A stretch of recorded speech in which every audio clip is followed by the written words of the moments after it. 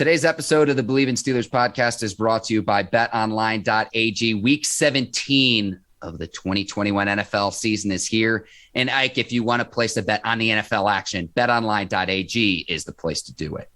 Man, shout out to betonline.ag. Anytime you want to place a bet, regardless on what sport it is, go to betonline.ag 24/7, 365. Head to the new and updated desktop or mobile website to sign up today and receive your 50% welcome bonus on your first deposit. Just use our promo code Bleav50. That's BLEAV50 to receive your bonus. Bet online, where the game starts. All right, cue the music. It's time to start the show.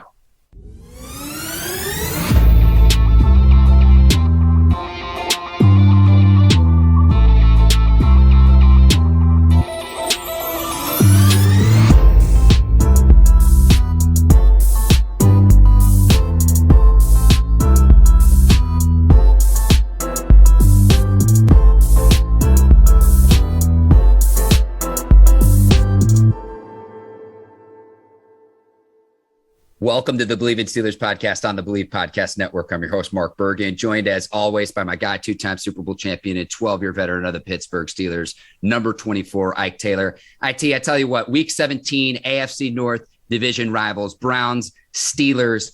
Santa Claus bought both of these teams coals for Christmas this year, both coming off bad losses in Week 16. As we get into the Week 17 matchup, at stake is last place in the division. But more importantly, both of these teams, despite their records and despite where they're at, they're still fighting for playoff position headed into Week 17. Yeah, I guess the Pittsburgh Steelers and the Cleveland Browns been naughty because all we've been doing is getting ass whooped when it comes down to these football games in December, Mark.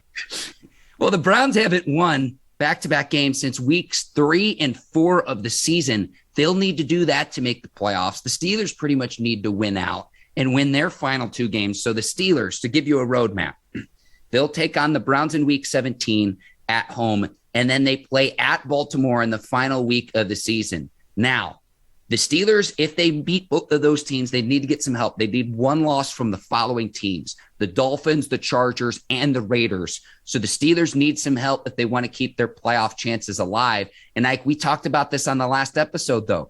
Even if Pittsburgh sneaks into the playoffs, good luck trying to beat one of these other AFC playoff teams because there just seems to be a talent. I don't know if it's a talent discrepancy, but if you're talking about actually hoisting Lombardis right now, pessimistic Mark is out on the podcast. Glass half full Mark is out on the podcast. I just don't see any way that even if the Steelers make the playoffs, that they'll do anything once they're there. Crazy thing about it is, man, they wind up sneaking into these playoffs because the 3 teams you just named between the Dolphins, the Raiders, and who else?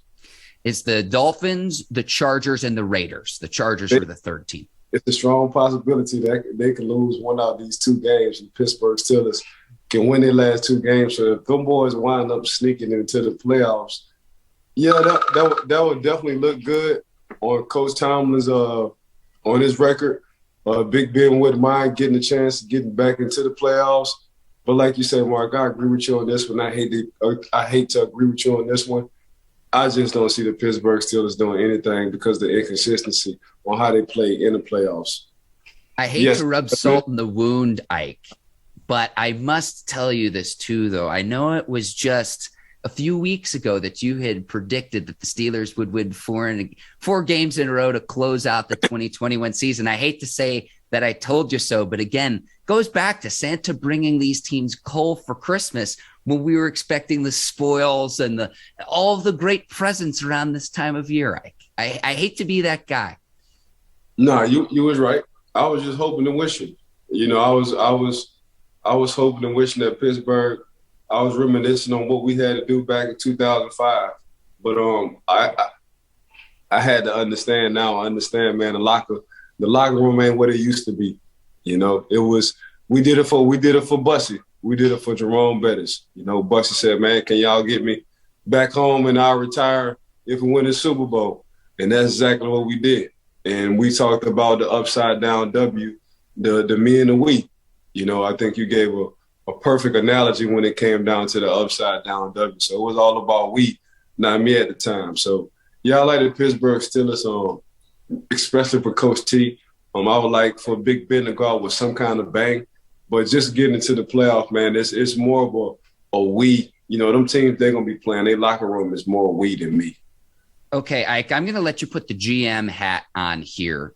On the last episode of the Bleav in Steelers podcast, I asked you, what would you do if Kevin Colbert calls you on the phone and what you would prioritize as a Steelers GM heading into the offseason?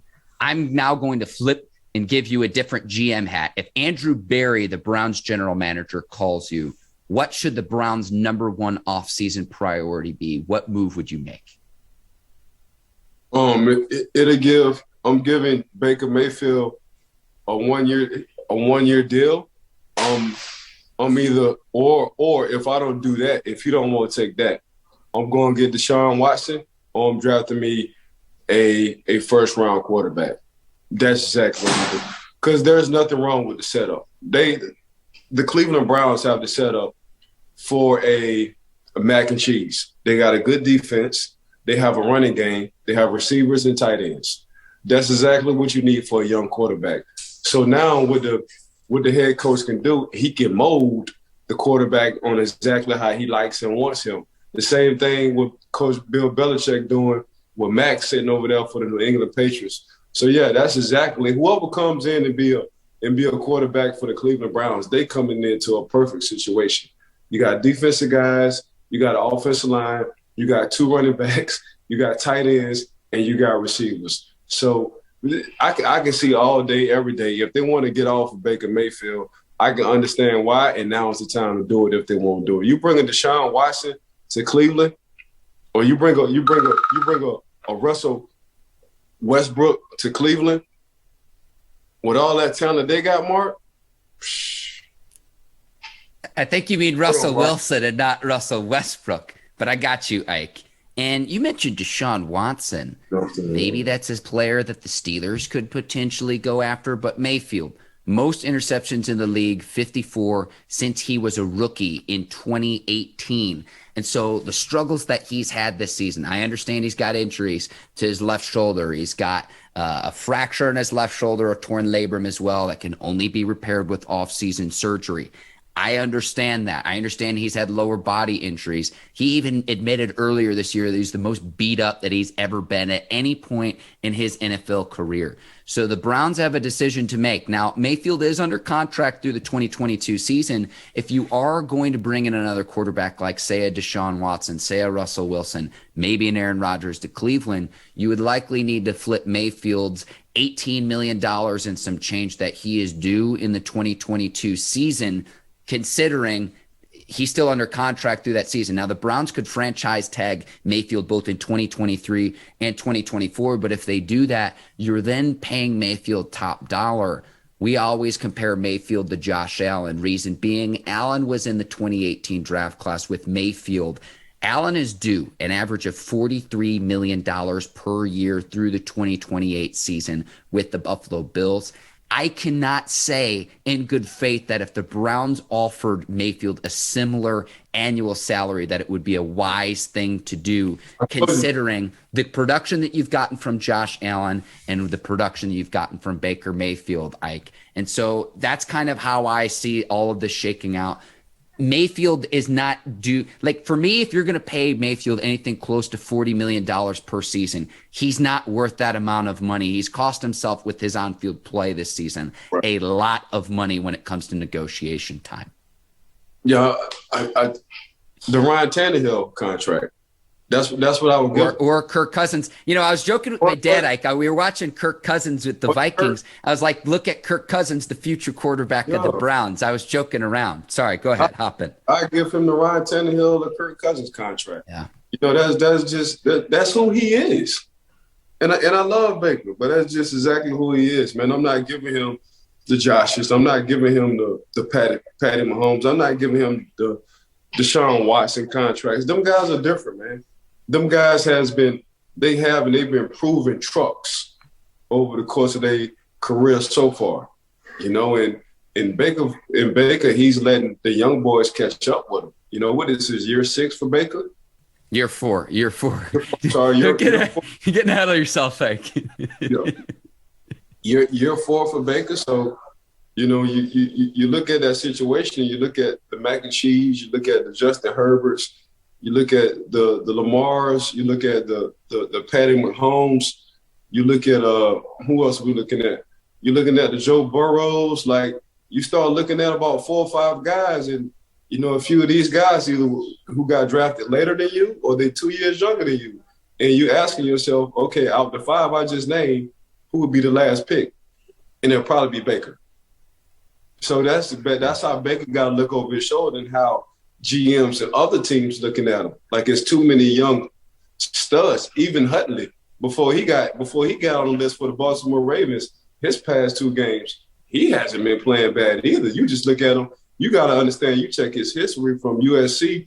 He had some things he had done back in the day in college. Well, man, he's playing real well, or played real well for the Baltimore Ravens in them 2 games. So just looking at that scenario, man, you're looking at these young studs. And, Mark, if you and I GMs, we picking Baker last. That's not. I'm so happy you mentioned Huntley.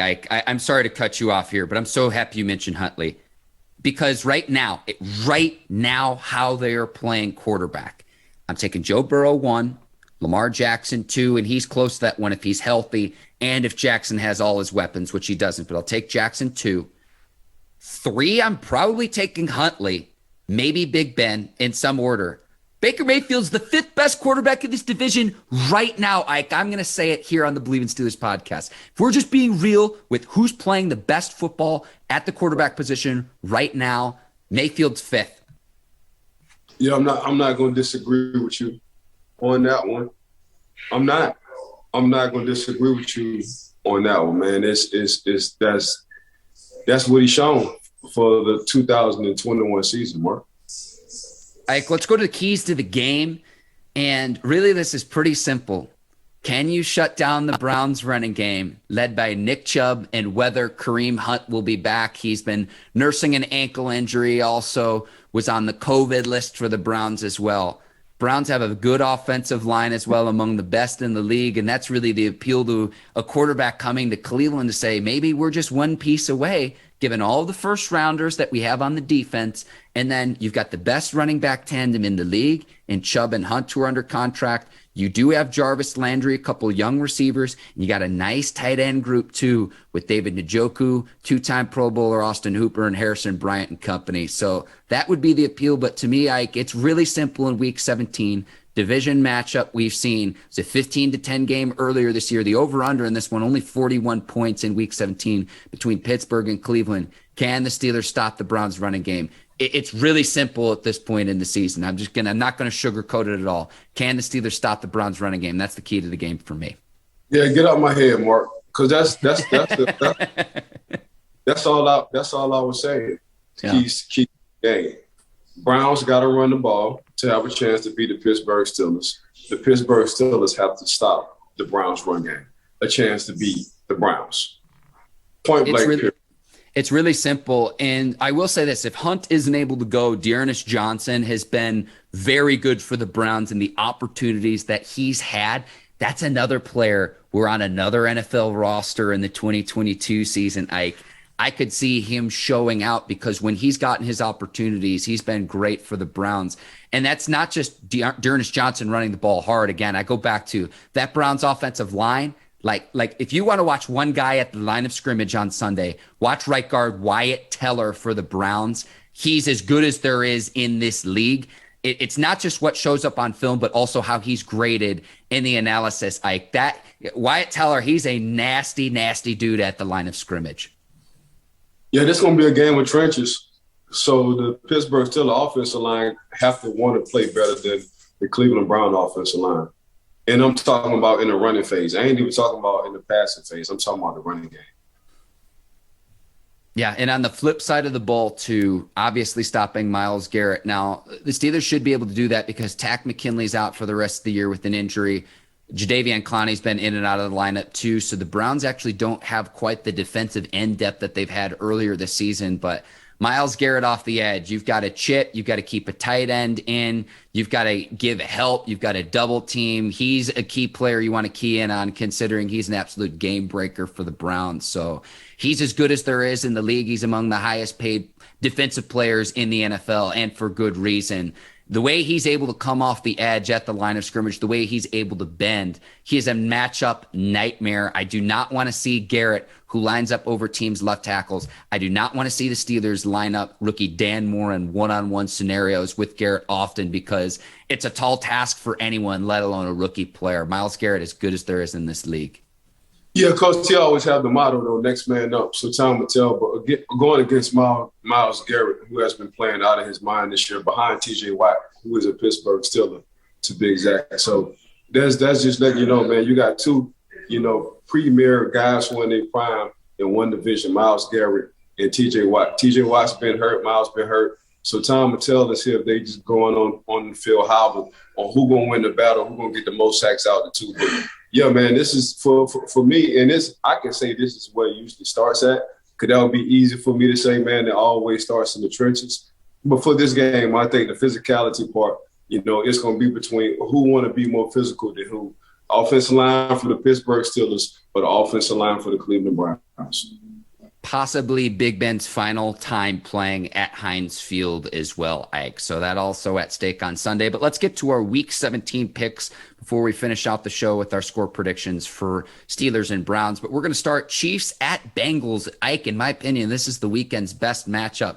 Two of the top AFC teams going head-to-head, and two great stud young quarterbacks, Patrick Mahomes for the Chiefs, Joe Burrow for the Bengals. Chiefs 4.5-point favorites. Ike Taylor, who you got between these two AFC teams? I'm gonna go with Dancing Mixon and the Cincinnati Bengals. Ike, I'm gonna go against you. The Chiefs have won 8 games in a row. They just won their 6th division title. But what's going to be important for the Chiefs is getting home field advantage and getting that first round bye that only goes to the 1 seed. So the Chiefs still have a little bit to play for. I think they keep the winning streak going on the road against the Bengals. We'll see. I'm going to go against you there. Keeping it in the AFC North, the Rams travel to Baltimore to take on the Ravens. The big question mark I had here, Ike, is are Lamar Jackson or Tyler Huntley back for this game? Because the Rams open as 3-point favorites. They get Cam Akers back. The Rams have won 4 games in a row, but if the Ravens have to rely on Josh Johnson, their third-string quarterback, for another week, it's going to be a tough task for them to beat the Rams. The Rams starting to get hot at the right time. And again, Cam Akers, their running back, who's been out all season long with an Achilles injury, he is now due back in this game for the Rams. I'm going to take the Rams in this one. What do you think, Ike? Yeah, I'm taking Cooper Kupp and OBJ. I mean, since OBJ left the Cleveland Browns, what did he score? 4 touchdowns in 4 games? So that's just letting you know who is or who was the problem over there for the Cleveland Browns. But yeah, I'm going to go with Matthew Stafford and the LA Rams. Okay, next matchup, we've got Dolphins at Titans. Titans are 4.5-point favorites.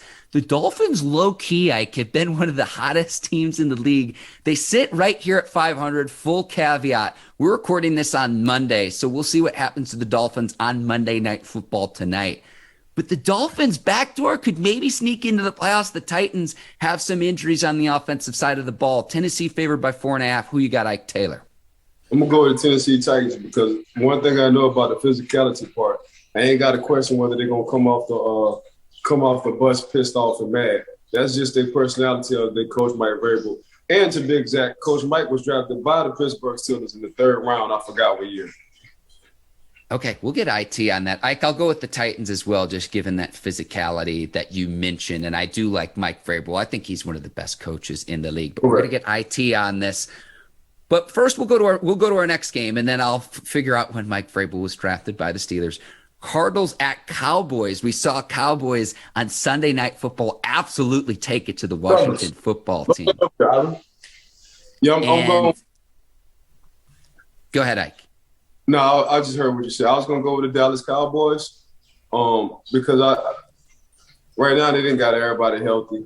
My only question is the Dallas Cowboys actually stopping the run, because they've been up on teams and teams, they have to pass on them, and they got some pass rushes out of this world. But just the personality of Diggs, but not even Diggs, I think this franchise guy, he's not a quarterback, called Michael Parsons, has changed the personality and the culture in the Dallas Cowboys locker room. You know, that's just my personal opinion. This young man has had lazy veteran guys not only getting off their butt, not only getting off their butt and trying to be the Pro Bowlers that they once was, but I think Michael Parsons, man, he just set the tone and the tempo for the whole organization. You had a guy who was doing good in the offseason. Michael Parsons steps in, and now everybody want to be, you know, up in favor. You had a guy who got paid, and he was lazy, and he said a few times, man, how they going to cut me? You know, they paid me $20 million a year. The NFL stands for not for long. So you draft for Michael Parsons, who is a generational talent. Now he's changing your mindset and the game. So since y'all guys was lazy in the offseason and making bad decisions in the offseason, Michael comes in, and now you see he sets the tempo, whether it's on the offense or defensive side. Now the whole world is talking about him. So now you are a liability. Now you can get cut. Now I can go into the offseason if I'm the GM or owner and ask for a pay cut. So you better get back on your horse. That's exactly what it is, the Michael Parsons effect, whether it's on the offense or defensive side. This guy, man, he ain't got to be a quarterback to be the future or the franchise. He's that right now. And them guys don't come around often. But anyway, to answer your question, I'm taking that. Mike Vrabel, the Titans coach, drafted in the third round of the 1997 draft by the Steelers out of Ohio State, Mike. So just wanted to follow up on that. Micah Parsons, there's a reason he's the heavy favorite to win Defensive Rookie of the Year. And there's a reason he's in that conversation to win Defensive Player of the Year. Now, right. I'll go with the Cowboys as well, considering where these two teams are trending. I like to see what the Cowboys offense did on Sunday Night Football. They look to get things right there, and the Cowboys defense has played well. The Cardinals, really, since DeAndre Hopkins went down, have been in a bit of a tailspin. They've lost 3 straight games. And Cliff Kingsbury, a first-half coach, and here's what I mean by this. Since he became the Cardinals coach in 2019, he is 15-5-1 through the first 7 weeks of the NFL season. He is now 8-18 afterwards. So first half of the year, Cardinals and Cliff Kingsbury, a little bit of a different team than we see on the back half of the year. Again, a lot of that is attributed to the injury to DeAndre Hopkins, one of the best receivers in the league. Having said all this, I will take the Cowboys as well at home against the Arizona Cardinals.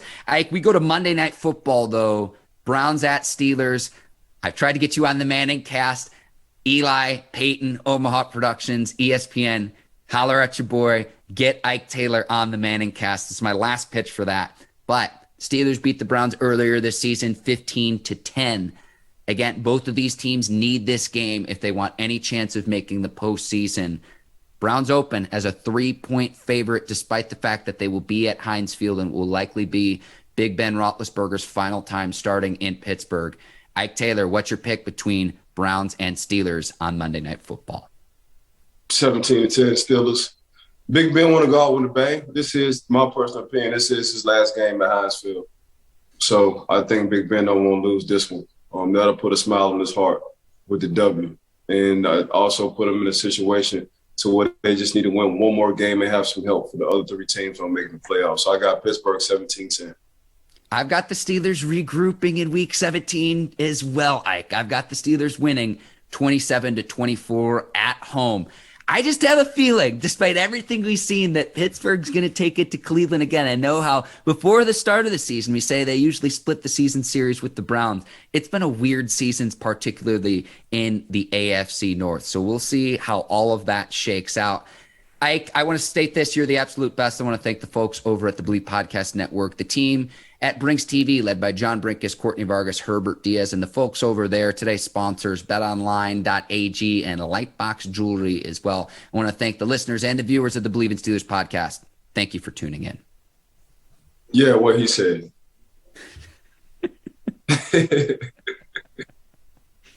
All right, Taylor, I'm Mark Bergin. Thank you for listening to the Bleav in Steelers podcast. We will be back next week on Tuesday following the Monday Night Football between Browns and Steelers. Until then, take care and so long, everybody. Peace.